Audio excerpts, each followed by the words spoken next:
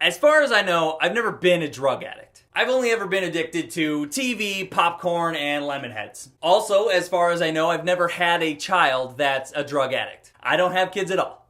I don't think.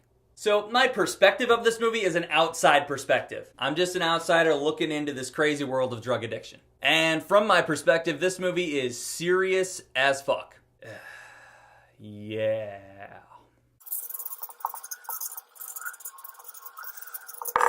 The plot! This movie is based on a book that's based on a true life story of a father and son whose relationship is completely torn apart by drug use. And it just deep dives into the downside of what drugs can do to a family. Very serious movie.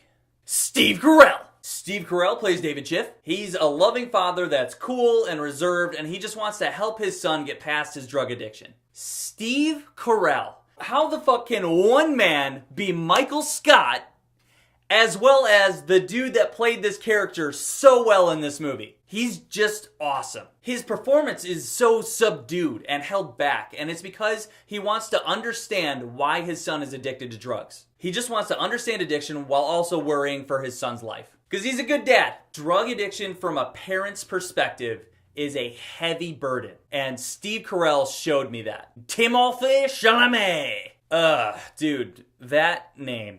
Who the fuck is this kid, and where the fuck did he come from? This kid just comes out of nowhere, and it's like boom, boom, boom, boom. He's been in some heavy hitters, and he's great in all of them. This one is probably his best performance, though. His character is too smart for his own good, and he's not a bad guy. He knows he has a problem, and he's ashamed of himself. And watching that struggle, along with his acting of being on drugs, was really fucking impressive. His character has some deep, dark moments, and they don't shy away from them. To be honest, it was really fucking scary.